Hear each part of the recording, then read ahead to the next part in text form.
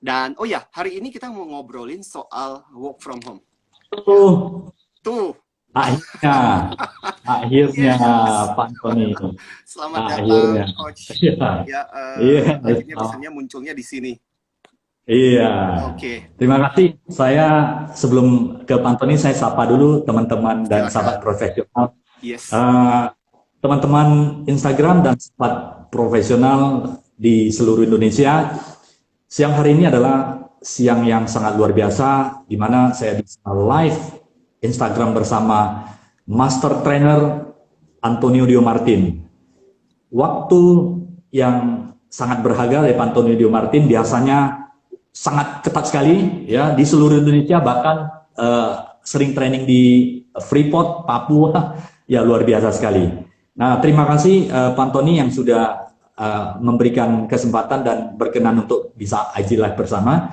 Yes. Siang hari ini judul untuk pembahasan bersama Pak Antoni adalah Work from Home with EQ.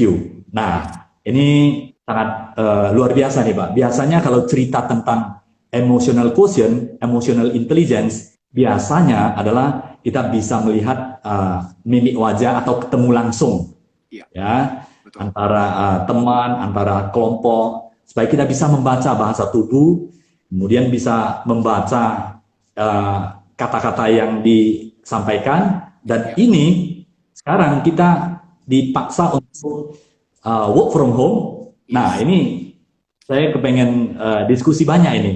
Pak Antonio Dio Martin sebagai master trainer, kita sudah tahu one of the best Indonesia, sudah menulis 15 buku bestseller Gramedia, dan saat ini juga live di Smart FM sudah di atas 10 tahun. Dan pengalaman bersama Bapak, saya sangat satu ilmu yang saya simpan sampai sekarang, Pak, mengenai how to handle emotion. Itu adalah the 6 second, Pak, start, ya kan?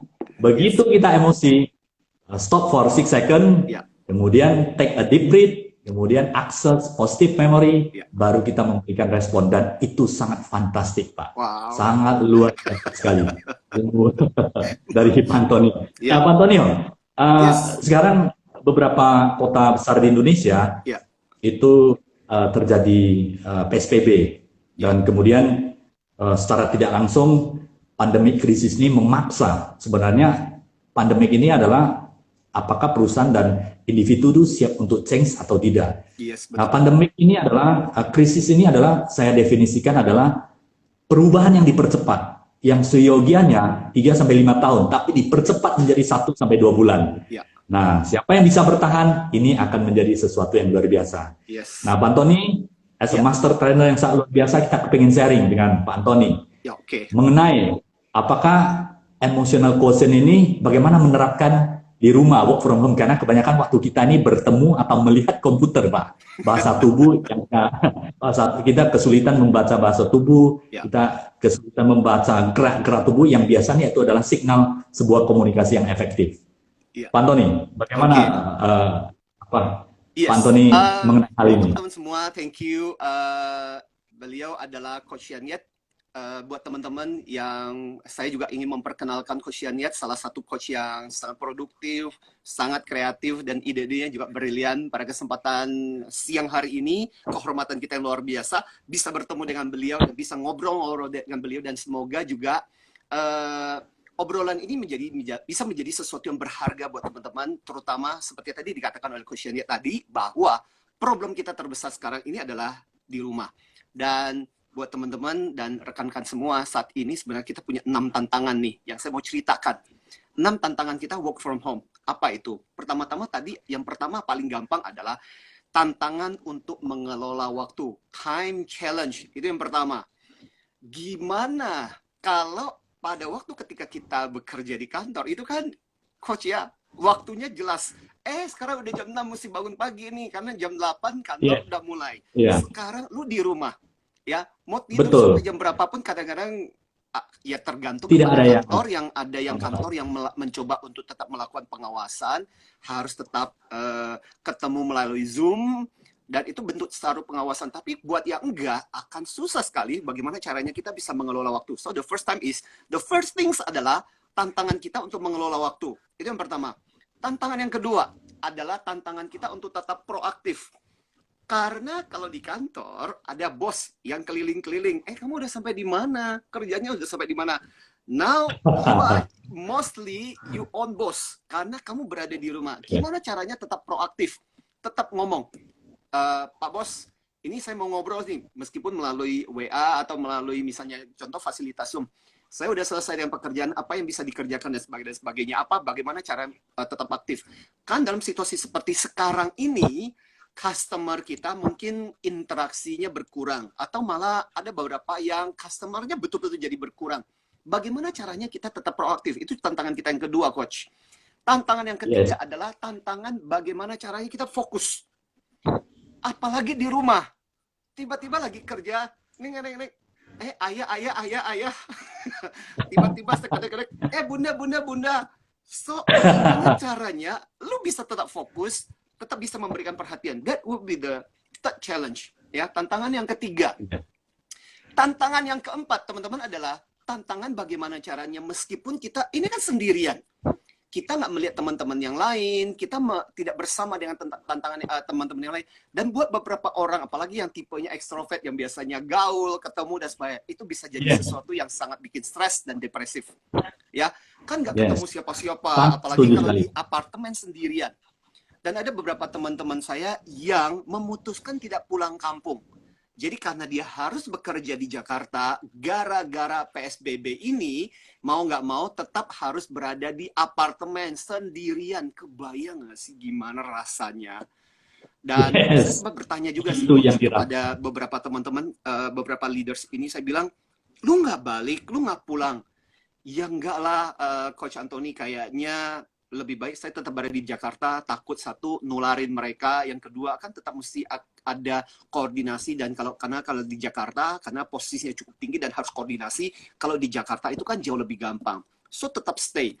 Nah, itu tantangan kita keempat. Tantangan kita gimana caranya merasa meskipun kita seperti kayak isolasi, tidak berhubungan, tidak connect, tapi masih tetap kita memampukan diri kita sebenarnya masih bisa, bahwa kita masih bekerja bagian dari satu tim. So don't feel that you are lonely. Tantangan nomor 5 adalah tantangan untuk membuat prioritas. Nah, ini juga susah. Bagaimana caranya kita bisa menentukan, aku harus prioritas apa ya? Apa yang harus gue kerjain? Nah, problem terbesar adalah dalam situasi seperti ini kita bisa kehilangan prioritas. Apa yang mesti kita fokuskan, apa yang mesti kita kerjakan. Kalau di kantor, ada bos yang bisa kasih tahu, lu mesti fokus ke sini.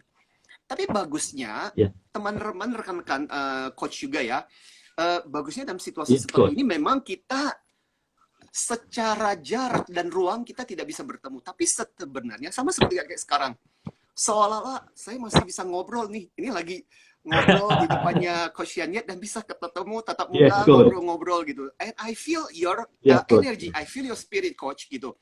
So teman-teman, ini juga contoh yang sebenarnya meskipun kita terdiskoneksi secara ruang dan waktu, secara ruang dan tempat, tapi sebenarnya kita masih melalui gadget, thanks to gadget kita masih bisa tetap connect kok. Ya. Nah, tantangan yang terakhir ini juga penting. Yaitu tantangan ke-6 adalah tantangan untuk terus-menerus belajar. Nah, ini penting.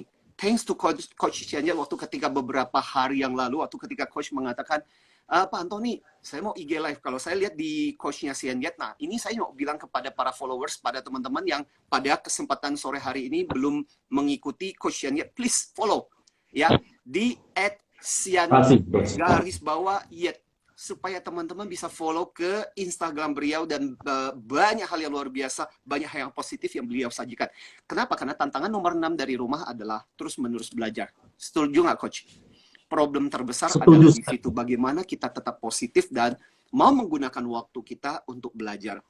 Karena begini, saya sering kali, beberapa kali itu mengilustrasikan, kalau teman-teman lihat di beberapa IG live saya, beberapa postingan saya menggambarkan ini seperti kayak terowongan.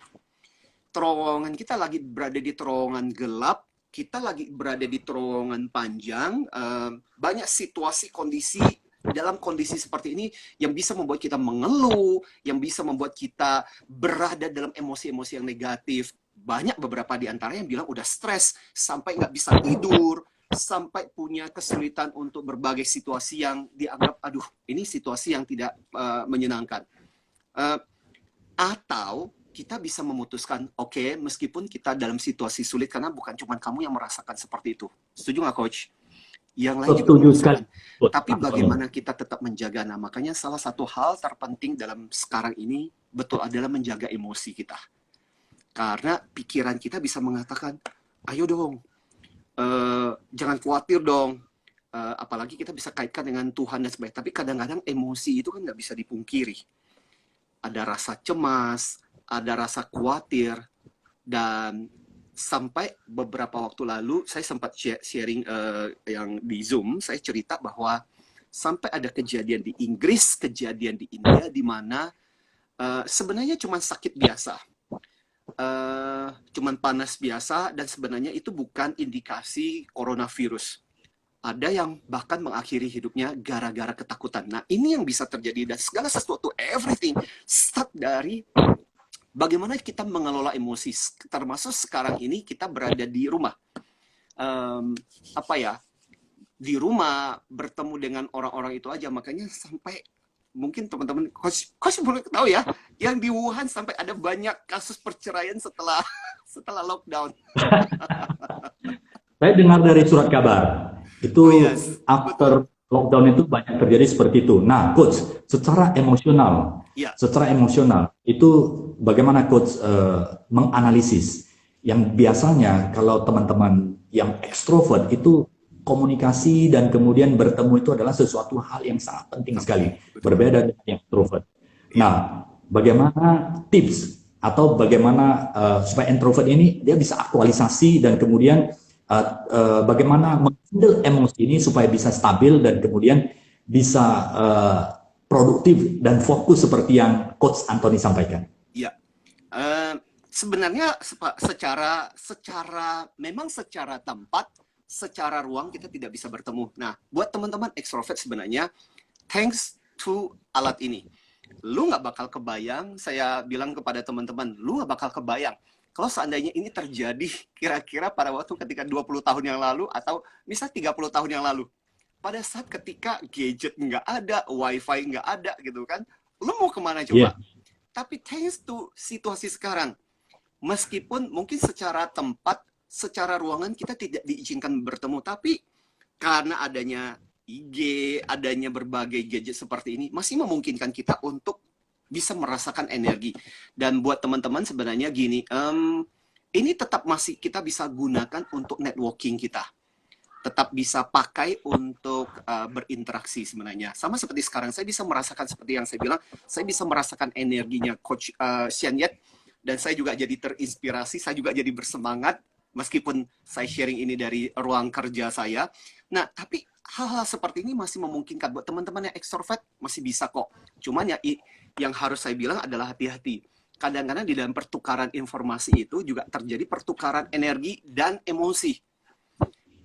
Di antara teman-teman kita itu, kita juga harus bisa mengidentifikasi. Ada juga loh orang-orang yang negatif, orang-orang yang menghidupi perasaan-perasaan yang tidak menyenangkan, dan itu kadang-kadang bisa jadi kendala. Setuju nggak, Coach? Dan problemnya adalah ketika gini, problemnya dengan di dalam ilmu tentang kecerdasan emosi, kita mengatakan begini, ada yang namanya vibrasi emosi, teman-teman. Vibrasi emosi itu apa? Vibrasi emosi itu mengatakan begini, pada saat ketika kita merasakan energi kita, emosi yang kita rasakan melalui energi itu nular. Makanya gini, sampai gini, Coach dan beberapa teman-teman mungkin ada yang merasakan, dan kebetulan saya nggak pelihara binatang-binatang gitu.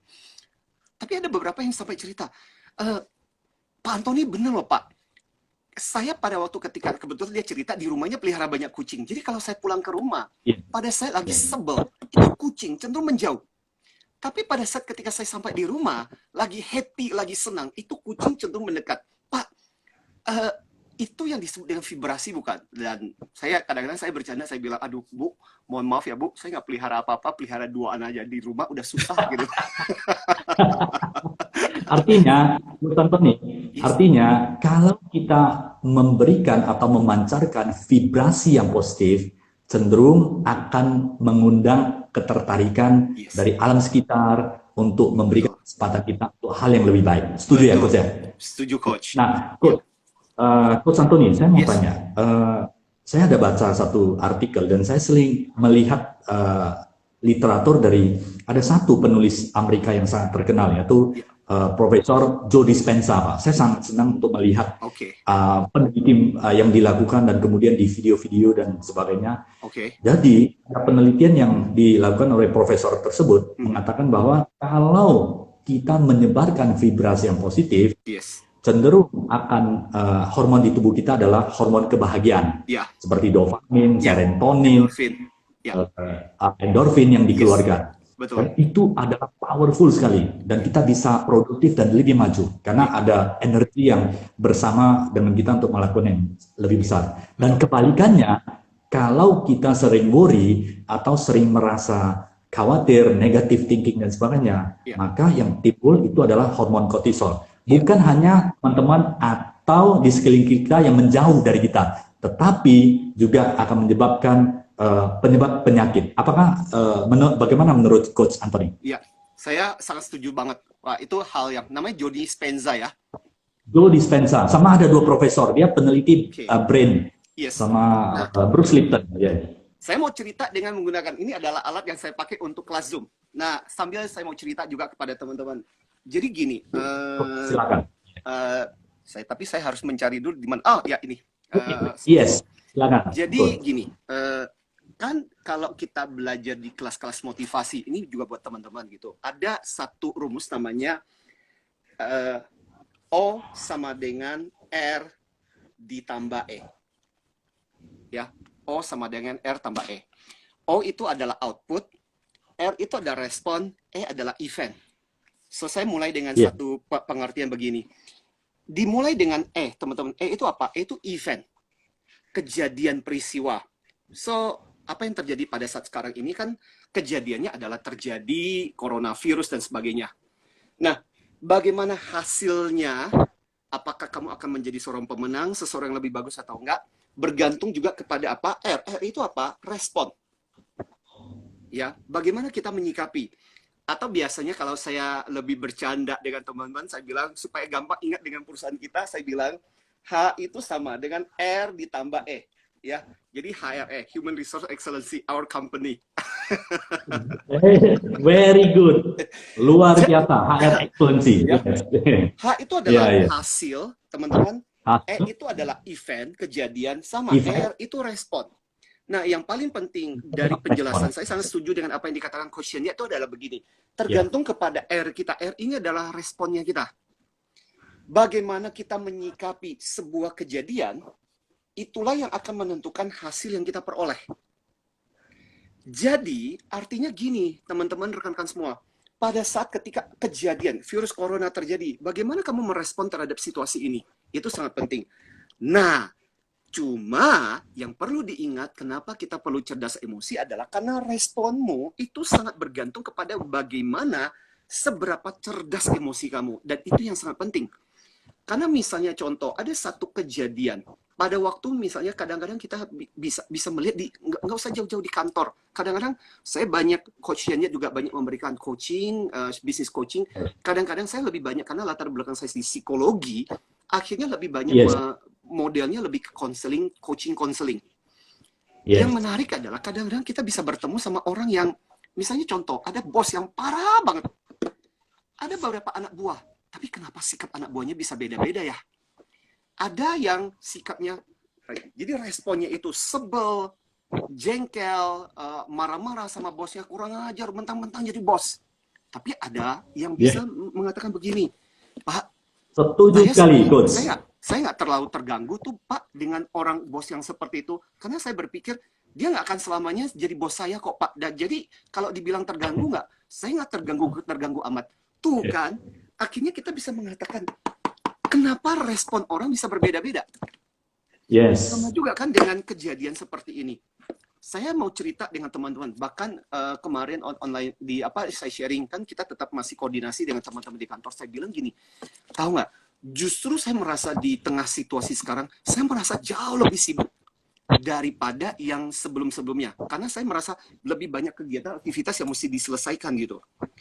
Nah, makanya buat teman-teman rekan-rekan pada siang hari ini juga sebenarnya saya ingin sharingkan mengenai tips yang sesuai dengan topik kita hari ini, bagaimana caranya tetap cerdas emosi, WF sama H kan, work from home.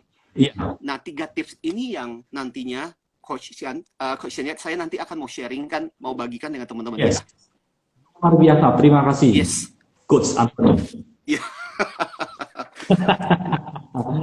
Nah, itu sebelum kita masuk ke mengenai 3 tips untuk cerdas secara emosional quotient, tadi Coach Anthony ada cerita sedikit tentang kondisi di Wuhan. Itu after lockdown itu banyak terjadi divorce. Itu sampai ada kaitannya dengan emosional, Pak? Ada.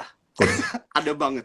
Karena kan ini penjelasan dari lebih ke psikologi sebenarnya.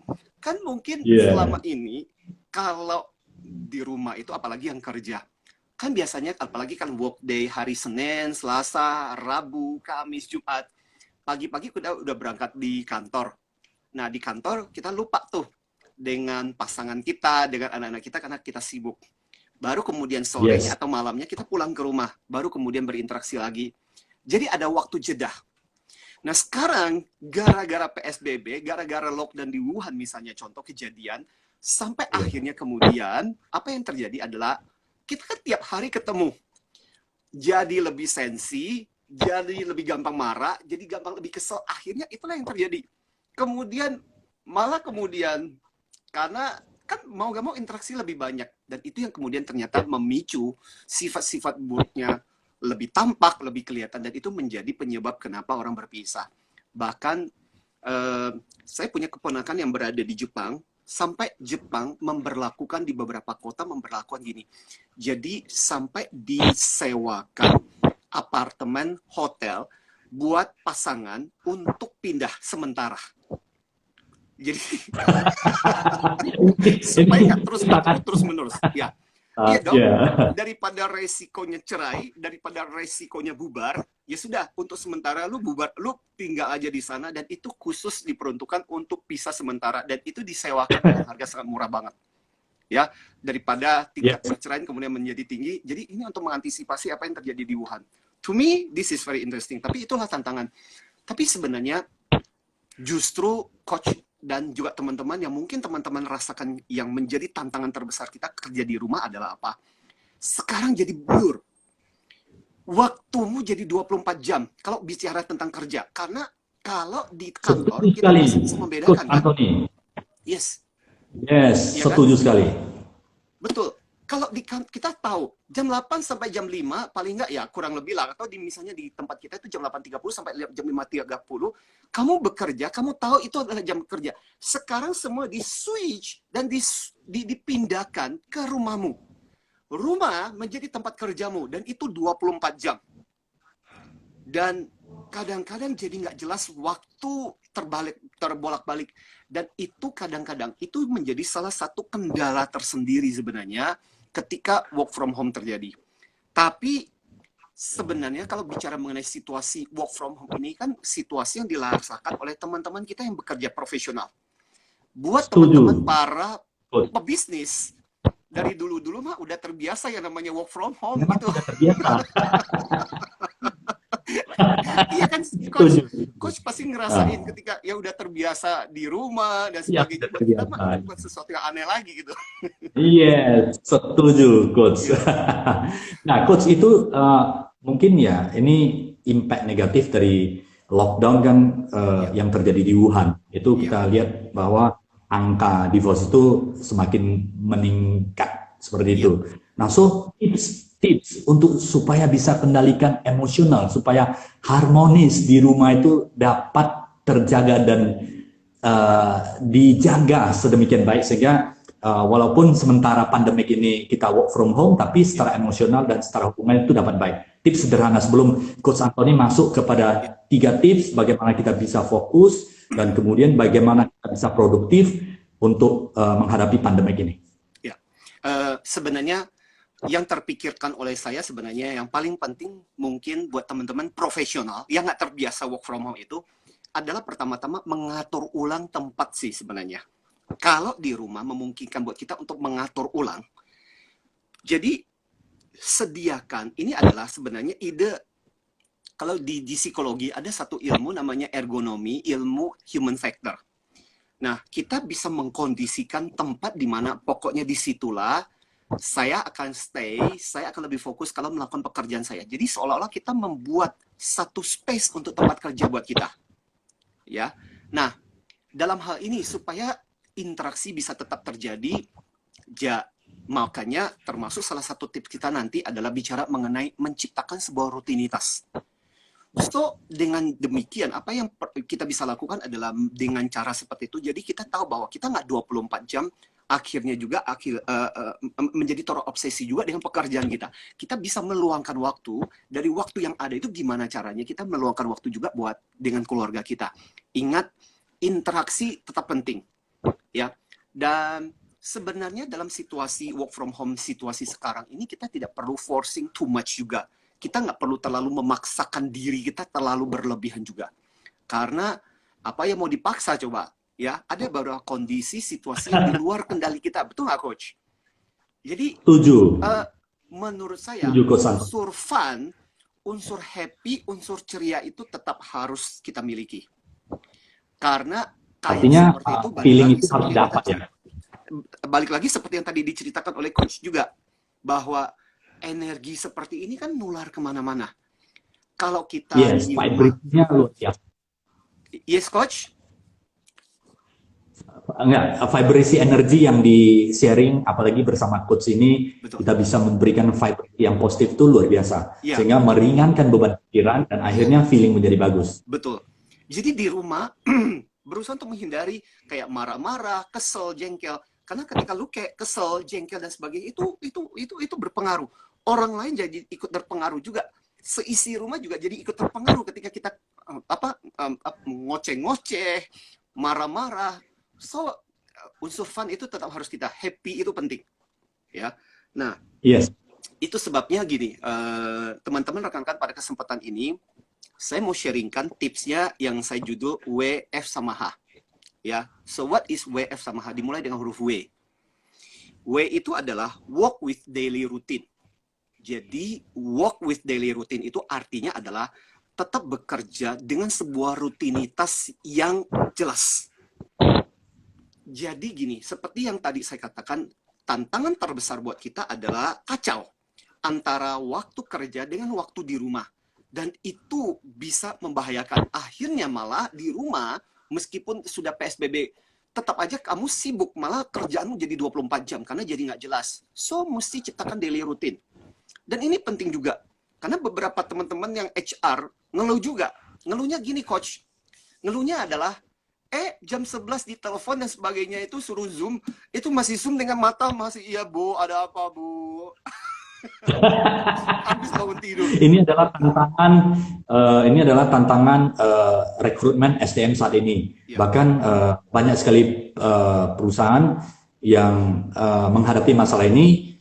That's why itu ada, saya nggak tahu apakah digunakan juga atau menjadi populer, itu ada sebuah strategi namanya AVP, Employee Value Proposition. Nah, itu bagaimana rekrut itu sehingga bukan ketertarikan SDM masuk ke perusahaan itu adalah berdasarkan prestis atau sebuah brand daripada sebuah perusahaan, sehingga mereka atraktif.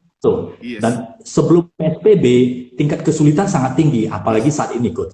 Itu kasih tips sedikit bagaimana supaya apakah yang tidak on time dan kemudian para SDM yang ingin direkrut itu tidak konsisten, apakah ini sebuah faktor penilaian untuk mereka atau bagaimana, Coach? Ya, betul. Makanya sangat penting sekarang ini, betul.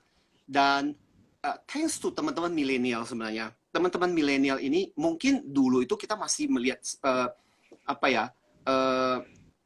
masih melihat latar belakang, sekolahnya dari mana, pendidikannya dari mana. Tapi dengan berjalannya waktu, para rekruter banyak milenial yang di perusahaan-perusahaan lebih cerdas sekarang.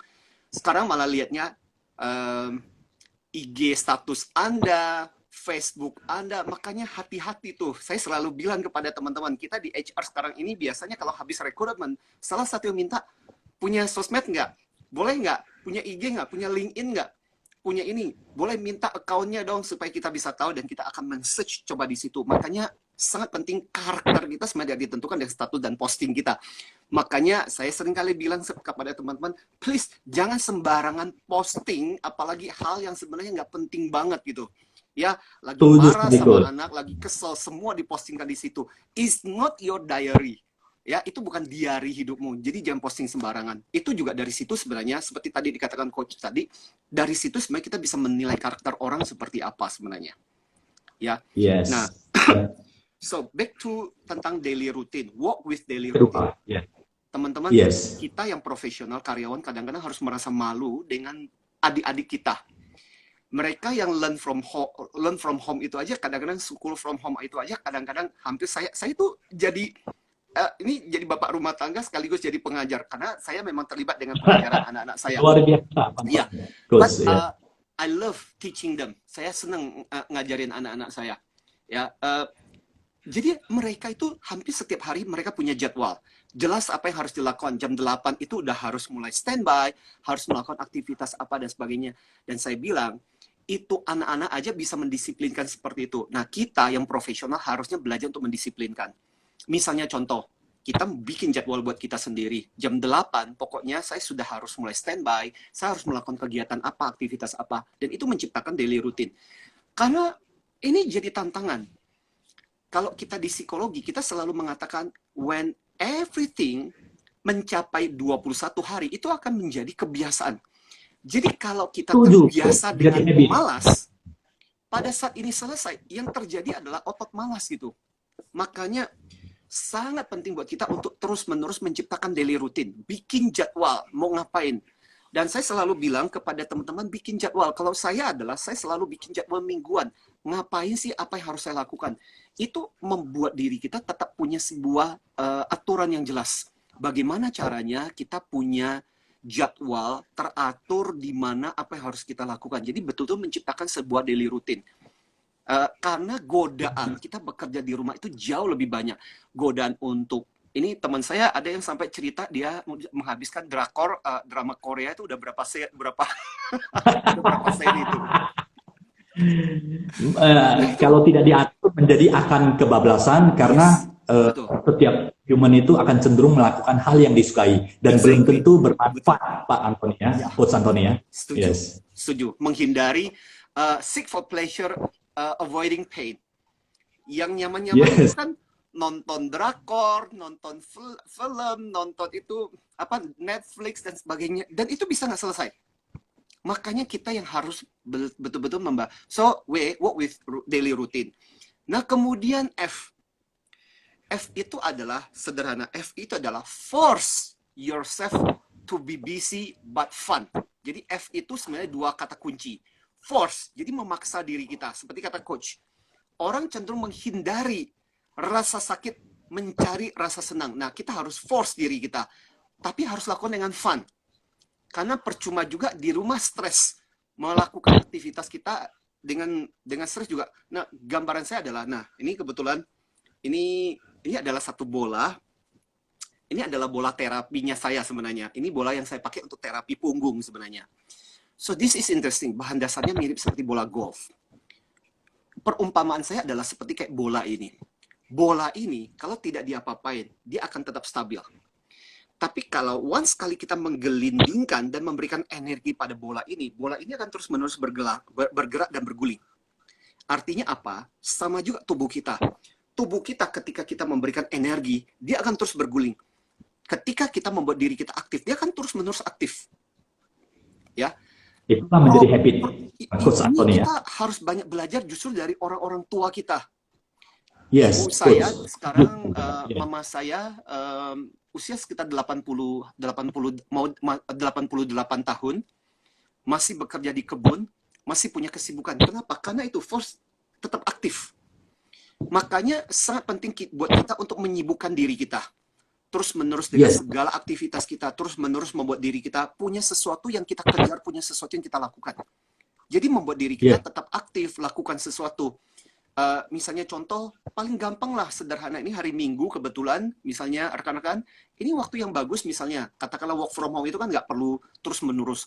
Hari ini apa ya?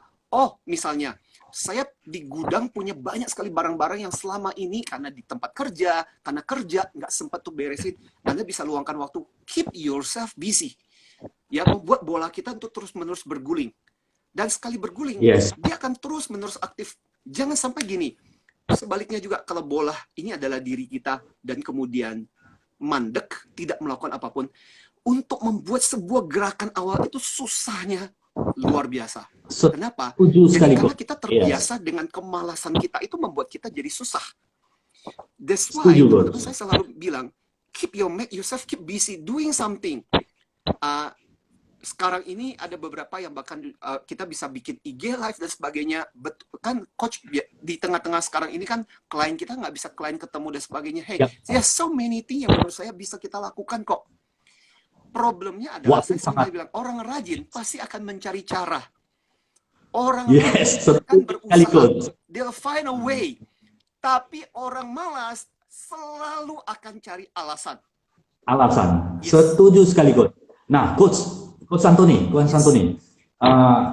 supaya bisa memberikan vibrasi yang positif, supaya kalau yang sudah memiliki mindset yang positif, tentunya dia akan seperti bola golf itu akan dikelilingi terus-menerus untuk lakukan hal yang bagus seperti saran Pak. Namun tidak semua ada memiliki pemikiran seperti itu. So, bagaimana men-trigger supaya walaupun work from home itu SDM, staff, walaupun businessman dan sebagainya itu seperti ada trigger untuk doing the best, doing the positive supaya untuk mencapai hasil yang lebih baik.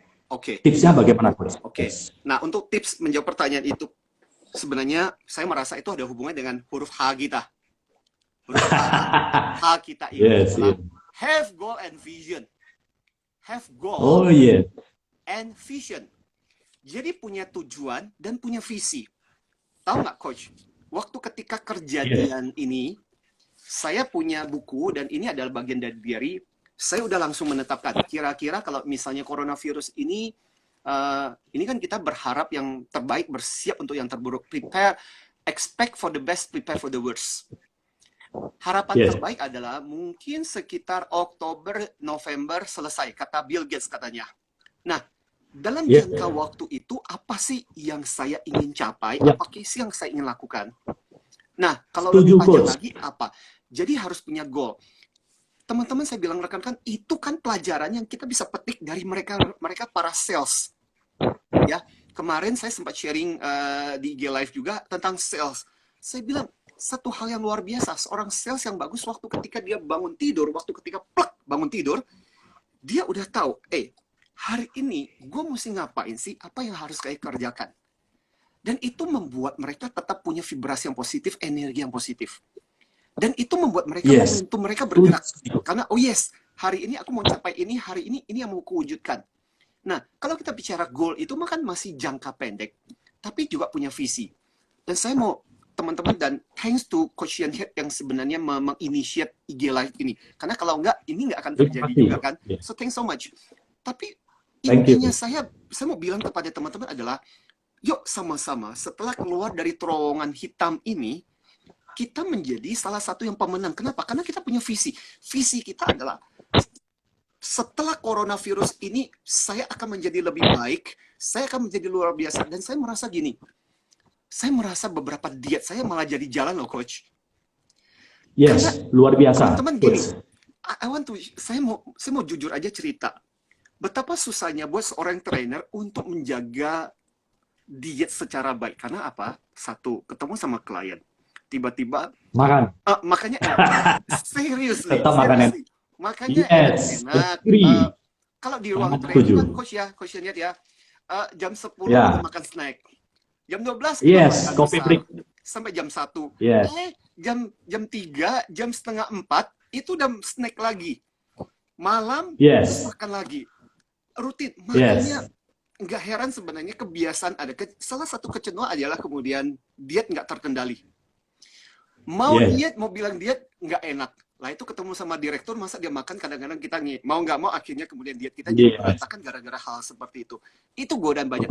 Tapi sekarang di rumah, hey, you can control, mostly you can control your own diet. Saya merasa jauh lebih bisa diet sekarang ini daripada pada waktu ketika dalam kondisi aktif loh. Nah, itu harusnya bisa menjadi semacam apa ya, goal, visi kita. Keluar dari situasi ini dengan lebih sehat, dengan lebih bersemangat, dengan lebih banyak pengetahuan juga. Nah, itu yang penting. Bicara mengenai pengetahuan itu.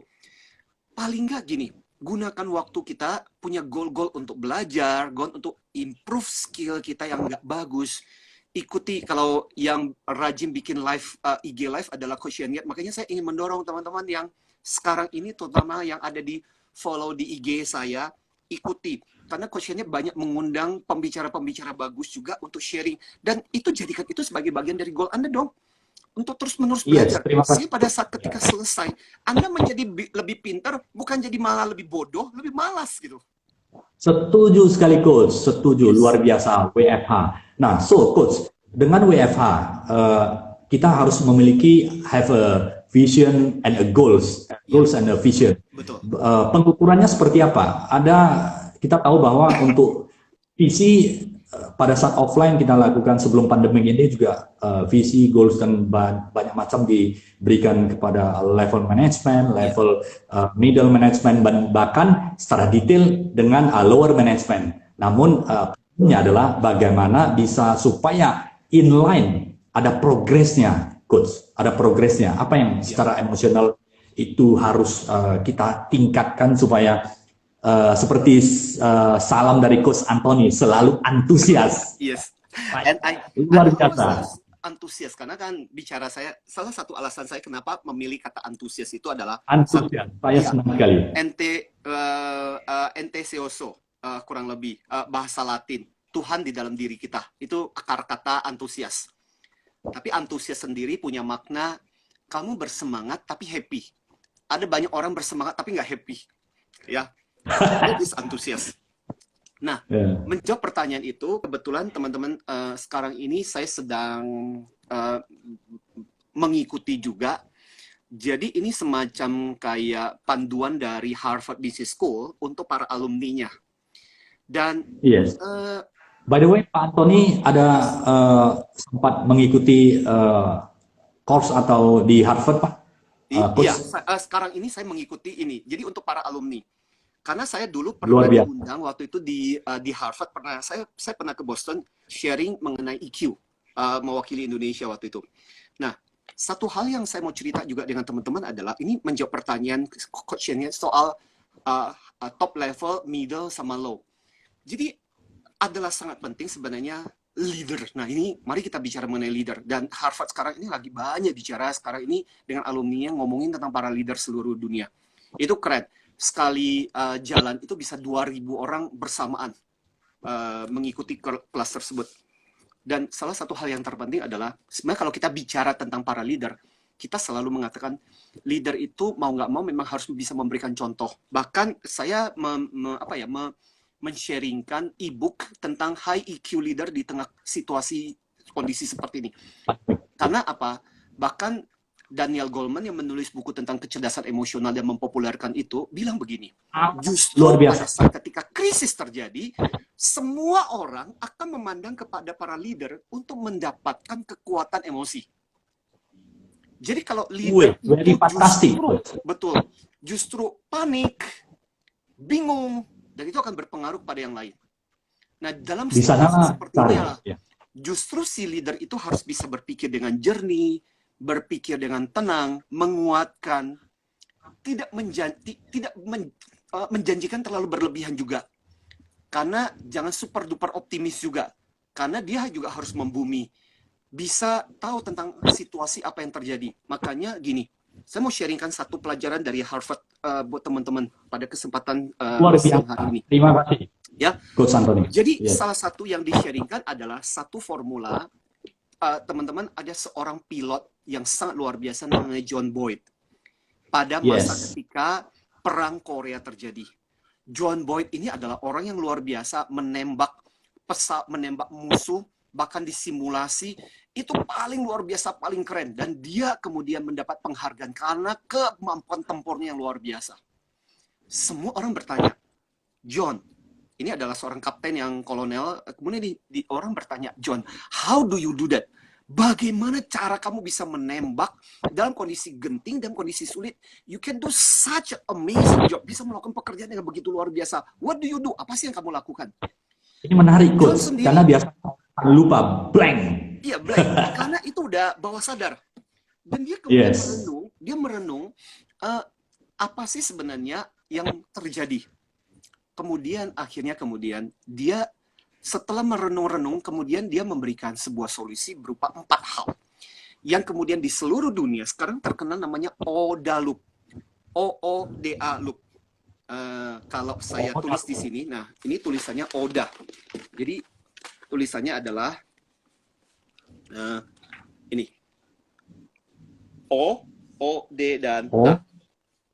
Ya, O, dan D, dan A. Nah, apa itu OODA? OODA itu dimulai dengan huruf O. O yang pertama adalah observe. Observe itu artinya kamu mesti melihat situasi, kondisi. Sebenarnya saat ini apa yang terjadi. Makanya jangan terputus. Sebenarnya banyak orang mengatakan, ya udah dalam situasi coronavirus ini, udah deh berhenti sama sekali, nggak usah baca berita. Jangan juga, karena kamu jadi lepas sama sekali. Cuma kamu harus tahu berita mana yang bisa kamu ini. Karena kamu tetap harus observe. O itu observe. Berikutnya adalah orient. Orient itu adalah orientasi. Ya, berasal dari orientasi, orient. Orient itu artinya kamu lihat kondisi sekarang, kira-kira keputusan apa yang bisa kamu lakukan. The best thing you can do. Itu bicara mengenai alternatif tuh. Yes, Coach. Nah, kemudian kata si John Boyd ini, dia bilang begini, harus kemudian D. D itu apa? Decide. Putuskan untuk melakukan sesuatu. Kamu belum tentu benar. Dia bilang waktu ketika saya di atas itu, waktu ketika harus bertempur dengan musuh, saya ini nyawa saya jadi taruhannya. Hitungan saya adalah per kesekian detik saya harus membuat keputusan. Tapi paling parah adalah kamu tidak bisa mengambil keputusan sama sekali, pasti kamu jadi sasaran musuh. Jadi dia bilang, kadang-kadang aku juga membuat keputusan yang konyol. Tapi kamu tetap harus belajar untuk berani membuat sebuah keputusan. Make a decision, decide. Makanya D ini adalah decide, ambil keputusan. Yes. Ya. Nah, setelah kamu memutuskan untuk melakukan itu, berikutnya adalah A. A itu apa? Act. Act itu adalah bertindak. Jadi jangan pokoknya, misalnya contoh lah, nggak usah jauh-jauh habis dengerin obrolan kita ini. Wah, semangat. Aku mau harus membuat keputusan, besok aku harus bikin daily rutin. Setuju. Habis itu besok udahlah besok lah. Jadi nggak ada act-nya, percuma juga nggak ada action-nya, nggak ada tindakan. Dan itu salah satu yang sempat di-sharingkan di kelasnya di Harvard. Buat saya itu adalah sesuatu yang bisa saya sharingkan kepada teman-teman, dan itu bisa jadi pembelajaran. Sebagai leader di organisasi, we have to make decision. Kita bisa salah membuat keputusan, tapi lebih parah adalah kita tidak membuat keputusan, atau membuat keputusan tapi keputusannya lama banget. Itu jadi problem. Sekarang kita membutuhkan keputusan. Keputusan harus diambil, dan itu harus tepat supaya bisa menjadi survival untuk melangsungan hidup perusahaan dan seluruh SDM perusahaan. Betul. Nah, Coach Anthony dari WFH, kemudian ada sharing dari Coach Anthony mengenai Harvard dan sebagainya. Nah, by the way,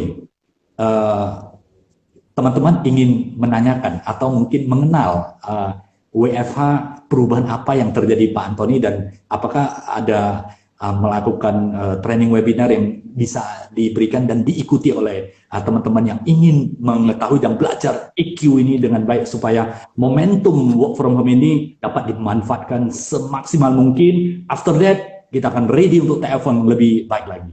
Oke. Silakan. Nah, ini adalah situasi berubah. Seperti yang saya katakan kepada teman-teman, ingat nggak? Dari, ini tinggal 2 menit ya. Di tempat saya tinggal 2 menit. So, ini juga informasi saya kepada teman-teman. Pertanyaan menarik, karena kita cuma dikasih 1 jam. Intinya teman-teman sekalian adalah, betul, ada banyak program yang sebenarnya sekarang ini bisa diikuti. Bahkan di tempat kita, ada yang free, ada yang betul-betul profesional. Profesional artinya lebih mendalam, teman-teman bisa dapat materinya. Pertama, yang free, teman-teman bisa melihat dari IG saya juga. Ya, mungkin juga bersama dengan Coach Niat juga ada beberapa informasi, tapi di kita ada yang namanya Comet. Comet itu komunitas para trainer yang sudah berlisensi internasional, dan mereka dengan luar biasa men-sharingkan ilmu mereka secara free. Itu setiap Senin, Rabu, dan Jumat. Jam 4 sampai jam setengah 6. Dan teman-teman itu bisa masuk, channel atau, dan informasinya ada di IG saya, teman-teman bisa ikuti. Terus kami sendiri dari Higher Excellency, karena permintaan dari klien, akhirnya kita juga bikin yang khusus untuk para profesional, untuk karyawan, supaya seperti tadi, ketika berada di rumah masih tetap punya kesempatan untuk belajar. Makanya kita punya namanya 3 series untuk for professional and leader. Dan itu kita akan mulai minggu depan. Nah, buat teman-teman itu ada 8 kali 3, berarti ada 24 judul yang teman-teman bisa ikuti. Itu betul-betul akhirnya seperti yang saya bilang, salah satu tantangan kita di rumah adalah kita nggak bisa belajar. Mari kita jadikan waktu-waktu kita menjadi waktu yang produktif. Itu sih Coach, informasi saya. Ini informasinya ada di IG.